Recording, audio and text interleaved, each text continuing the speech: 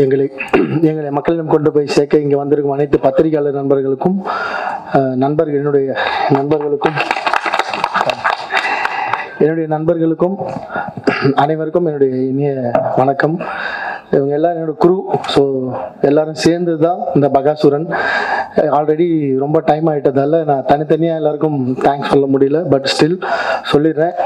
இங்கே வந்து ஆப்சண்ட்டாக இருக்க என்னோட கேமராமேன் ஃபாரூக் ஒரு ஷூட்டில் இருக்கார், ரொம்ப வர முடியல, பாம்பேயில் இருக்கார். ஸோ இந்த குவாலிட்டி கொஞ்சம் கொஞ்சமாக இம்ப்ரூவ் ஆகிட்டே வருது. நிறைய பேர் ஒரு ட்ரெய்லர் டீசர் இதெல்லாம் பார்க்குறப்ப சொல்கிறீங்க. அதுக்கு ரொம்ப பெரிய ரீசன் வந்து ஃபரூக் ஜே பாஷா. அண்டு இன்னொரு பெரிய காரணம் வந்து மிஸ்டர் சாம்சியஸ் சார். அவர் சொன்ன மாதிரி இந்த படத்துக்கு நான் எவ்வளோ உள்ள வந்து ஹோம்ஒர்க் பண்ணியிருப்பேனோ அதுக்கு ஈக்குவலாக அவரும் ஒர்க் பண்ணி சவுண்டில் வந்து ஒரு வேற எலிவேஷன் கொடுத்துருக்காரு. அதுக்கு பின்னாடி சப்போர்ட் பண்ணுற மாதிரி ஒரு எஃபெக்ட்ஸ் வந்து பிரவீன் கொடுத்துருக்காரு. அண்டு அதை சவுண்ட் டிசைன் பண்ணி இன்னைக்கு மிக்ஸ் பண்ணி கொடுத்துருக்க உதயகுமார் சார் அவர்களும் அவர் அப்படி இருக்கும். போன படத்தில் எனக்கு கொஞ்சம் நிறைய கரெக்ஷன் சொன்னாங்க சவுண்டில் இதெல்லாம் பண்ணணும்னு. ஸோ இந்த படம் ரொம்ப முழுமையாக இருக்கும். அது வந்து டெக்னிக்கல் ஆஸ்பெக்டில். பர்சனலாக நான் இந்த படத்துக்கு ப்ரொடியூசராக மாறினதுக்கு வந்து இங்கே உட்காந்துருக்கேன் நாராயணன் சார் பெரிய காரணம், கோபி என்ன பெரிய காரணம். என்னை பிடிச்சி தள்ளி விட்டாங்க, நீ தான் இந்த படம் ப்ரொடியூசர்னு. நான் ப்ரொடியூஸ் பண்ணுற ஐடியா இல்லை, ஏன்னா அவ்வளோ பெரிய பணம் நம்ம இன்னும் சேர்த்து வைக்கல.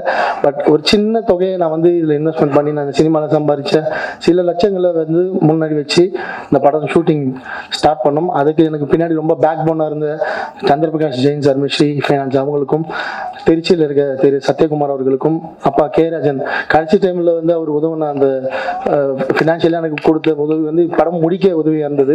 அண்டு படம் முதல்ல வந்து டிஸ்ட்ரிபியூஷன் வாங்கின சுப்பையா சார், அவருமே ஏதோ ஒரு வகையில் அந்த படத்தை ஃபினிஷ் பண்ண எனக்கு ஹெல்ப்ஃபுல்லாக இருந்தார். இன்னைக்கு கடைசியாக உள்ளே வந்திருக்க கௌதம் சார், அவங்க உள்ளே வந்தால் இந்த படம் வந்து ரிலீஸ் டேட் எடுத்தது. அண்ட் படத்தை வந்து சேட்டலைட் ஓடிடி வாங்கின கலைஞர் டிவி அவர்களுக்கும் ரொம்ப நன்றி.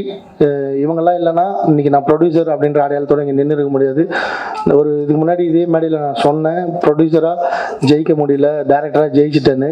படம் இப்போ தேட்டருக்கு வருது, ப்ரொடியூசராக ஜெயிக்கிறது வந்து இப்போ மக்கள் கையில் தான் இருக்குது. நல்ல படம் பண்ணியிருக்கோம், ரொம்ப தரமான படம் பண்ணியிருக்கோம். செல்வா சார் கிட்ட எல்லாரும் செல்வா சார் பற்றி பேசுகிறப்போ என்கிட்ட செல்வா சார் பேசவே மாட்டார், அமைதியாக இருந்தார் அப்படிலாம் சொல்கிறாங்க அவங்க. பட் நான் செல்வா சார் கூட ஒர்க் பண்ணுறப்ப நிறைய பேசியிருக்கோம் நானும் செல்வா சாரும். ஒரு ஷார்ட் முடிச்சுட்டு ஃபருக் லைட் பண்ணுற கேப்லலாம் போய் செல்வா சார் பக்கத்தில் உட்காந்து அவரோட எக்ஸ்பீரியன்ஸ். ஏன்னா நான் சினிமாவுக்கு வந்தது செல்வா சாரை பார்த்து, காதல் கொண்டின்னு ஒரு படம் தேட்டரில் பார்த்துட்டு வெளியே வரப்ப அந்த படம் வந்து என்ன வெற்றி பெற்று மக்கள் ஆரவாரம் பண்ணாங்களோ அது இல்லை, நான் ஏதோ ஜெயிச்ச மாதிரி ஒரு சந்தோஷம். இந்த மாதிரி அப்ப தெரியாது செல்வா சார்னா யாரு எப்படி இருப்பாரு தெரியாது. பட் இந்த இடத்துக்கு நம்ம ஒரு நாள் போகணுன்ற வந்து அங்க ஒரு தூண்டுதல் ஏற்பட்டது. அதுதான் நான் இங்க நிக்கிறதுக்கு காரணம். மானசீகமா என்னோட குரு செல்வா சார், டெய்லி அவர்கிட்ட ஆசீர்வாதம் வாங்குற அந்த ஷூட்டிங் டேஸ் வந்து எனக்கு அவ்வளோ ஸ்பெஷல், அதை மறக்க முடியாது என்னால். தேங்க்யூ செல்வா சார், நம்பி இவ்வளோ பெரிய ப்ராஜெக்ட்ல உட்காந்து எனக்கு ஒர்க் பண்ணி இன்னைக்கு வேற ஏதோ நடக்குது என்னை சுற்றி, அது வந்து ரொம்ப சந்தோஷம். அண்ட் நட்டி சார், எப்படி செல்வா சார் வந்து கண்ட்ரியோட பெஸ்ட் டைரக்டர் லிஸ்ட்ல இருக்காங்களோ அது மாதிரி நட்டி சார் ஜப்பி மெட்லாம் பார்த்துட்டு இவரை வந்து எப்படியாவது ஒரு நாள் மீட் பண்ணணும்னு நினைச்சேன். 3 படமா ட்ரை பண்ணேன், ஏதோ எங்களுக்குள்ள ஒர்க் ஆக முடியாம இந்த படம் ஸ்கிரிப்ட் எழுதுறப்பவே அது அருள்வர்மன் எழுதுக்கு பதில் நட்டின்னு போட்டு தான் எழுதுனேன் முதல்ல. அப்படி உருவாகி உள்ள வந்த நட்டி சார், அவர் பாருங்க, நான் வந்து நிறைய போஸ்டர்ஸ்ல வந்து செல்வா சாரை முன்னாடி வச்சிருக்கேன், நட்டி சாரை வந்து கொஞ்சம் அப்படி சைலண்டா வச்சிருந்தது காரணம் படம் பார்க்குறப்போ உங்களுக்கு புரியும். இந்த பகாசுரன் யாரு நிறைய பேட்டியில சொல்லியிருக்கேன். ஸ்டில் பகாசுரன் யார் அப்படின்னு படத்துல உங்களுக்கு தெரியறப்ப நான் நினைச்ச விழிப்புணர்வு வந்து மக்களுக்கு போய் சேரும். இது ஸ்நேகன் சார் சொன்ன மாதிரி, என்னோட கோ டைரக்டர் முகுந்தன் சார் சொன்ன மாதிரி அனைவருக்குமான ஒரு படம்.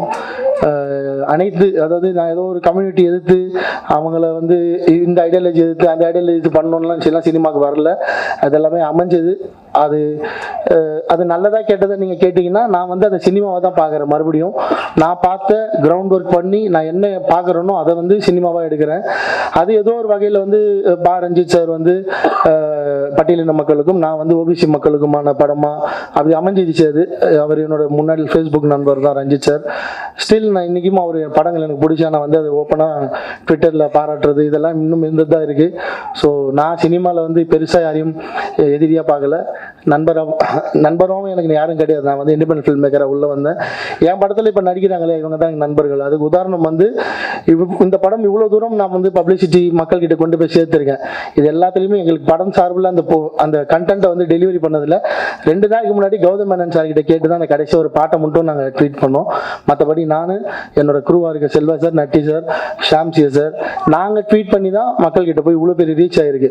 இதுதான் எனக்கு தெரிஞ்ச சினிமா நட்பு வட்டம். ஸோ இங்கே வந்து நான் பெருசாக யாரையும் எதிரியாக உருவாக்கணும், இந்த சினிமா வந்து அப்படி ஒரு வேற மாதிரி ஒன்று கொண்டு போயிடணும் அப்படிலாம் வந்து முழுக்க எண்ணம் இல்லை. நான் இந்த மாதிரி கதைகளை தான் தொடர்ந்து பண்ணுவேன். ஏன்னா ஒரு சமநிலை வேணும். சினிமாவாக இருக்கட்டும், அரசியலாகட்டும், சமூகமாகட்டும், ஒரு சமநிலை எப்போ வந்து அது எட்டலையோ அது வந்து தப்பான விஷயமா தான் போகும். சமநிலை வேணும். இன்னைக்கு ரெண்டு ஐடியாலஜிஸும் படம் வர ஆரம்பிச்சிச்சு. ஸோ ரைட் விங்லேயும் நிறைய படங்கள் ஸ்டார்ட் ஆகிடுச்சு, லெஃப்ட் விங்லேயும் படம் ஸ்டார்ட் ஆகிடுச்சு, நடுநிலையாக வந்து நிறைய படங்கள் பண்ணுறாங்க. 2 நாளைக்கு முன்னாடி வெற்றிமாறன் சார் சொன்ன ஒரு கருத்து கூட அவ்வளோ பெரிய விவாதமாக மாறி இருக்கு. ஸோ இயக்குநர்களுக்கு இந்த பொறுப்பு இருக்குது எப்போவுமே. அதை நானும் உணர்ந்துக்கிறேன். இதுக்கப்புறம் வர படங்கள் நிச்சயமாக என்னோட பொறுப்பு உணர்வு இன்னும் அதிகமாகும். ஏன்னா செல்வா சார் மாதிரி, நட்டி சார் மாதிரி ஜாம்பவான்கள் கூட ஒர்க் பண்ணதுக்கப்புறம் இன்னும் நிறைய பொறுப்பு உணர்வு. இதுக்கு முன்னாடி நிறைய விளையாட்டாக பண்ணியிருக்கலாம். இதுக்கப்புறம் நிச்சயமாக பொறுப்போட இன்னும் நல்ல படங்கள், இந்த மக்கள் தேடுற தேவையான படங்கள், இந்த சமூகத்தில் மாற்றத்தை உருவாக்கக்கூடிய படங்கள் நிச்சயமாக செய்வேன், பண்ணுவேன். அதில் எந்த மாற்றமும் இல்லை. ஸோ இங்கே வந்து கூல் சொல்யூஷன் அண்ணன், மெட்டல் செல்வம் மாஸ்டர், ஜானி அண்ணன், இவங்கெல்லாம் கூட ஃபேமிலி பிகினிங்லேருந்தே ட்ராவல் பண்ணுறாங்க. தேவராஜ் சார் எல்லாருமே பிகினிங்லேருந்து என் கூட ட்ராவல் பண்ணிடுறாங்க. ஒரே டீமாக தான், முடிஞ்ச அளவுக்கு மாற்றாமல் இருக்கேன். லாஸ்ட் மூவியில் பண்ண ஜூபின் மிஸ்ஸிங் இந்த படம், சாம்சி சார் புதுசாக வந்திருக்காரு, அவ்வளோதான். மற்றபடி இந்த பகாசுரன் உருவாகி இங்கே வந்து நின்று இன்னைக்கு தேட்டருக்கு போகிற காரணம் அந்த அத்தனை பேருக்கும் இங்கே வந்து எங்கள் படத்தில் வந்து அவர் நடிக்கலை, அவர் எதுவும் பண்ணலை. ஆனாலும் இங்கே வந்து எங்களுக்காக இந்த கௌதம் பிரசன்ஸ் அப்படின்னு லோகோ ஓப்பன் பண்ணி வச்ச ரிச்சர்ட் சார் அவர்களுக்கும் என்னுடைய மனமார்ந்த நன்றி தெரிவித்துக் கொண்டு உங்கள் கையில் கொடுத்துறோம் படத்தை. அவ்வளோதான், இன்னும் 3 நாள் இருக்கு, படத்தை ஒப்படைச்சிடுறேன், நீங்கள் பார்த்துக்கோங்க. ராதாரவி சார் கிளம்பிட்டாரு ஸ்பாட்லேருந்து. ராதாரவி சார் சொன்ன மாதிரி அவர் நிறைய கதையை லீக் பண்ணிட்டாரு, நிறைய விஷயங்கள் சொல்லிட்டாரு வெளியே. அதெல்லாம் பார்த்துக்கோங்க. இன்னும் 3 நாள் தான் இருக்குது, எல்லாமே தெரிய தானே போகுது. இப்போ நான் ஈவினிங்லேருந்து நானும் நிறைய ஸ்பாட்ஸ் போட போகிறேன். நாளைக்கு வந்து ஸ்னேக் பீக் வரப்போகுது. இன்னும் பல விவாதங்கள், பல விஷயங்கள் வரும். ஸோ படம் வரட்டும், பார்த்துட்டு எப்படி இருக்குன்னு சொல்லுங்கள். வழக்கம் போல் இது ஒரு வெற்றி படமாக அமையும் என்றது மாற்று கருத்தில். நன்றி, வணக்கம்.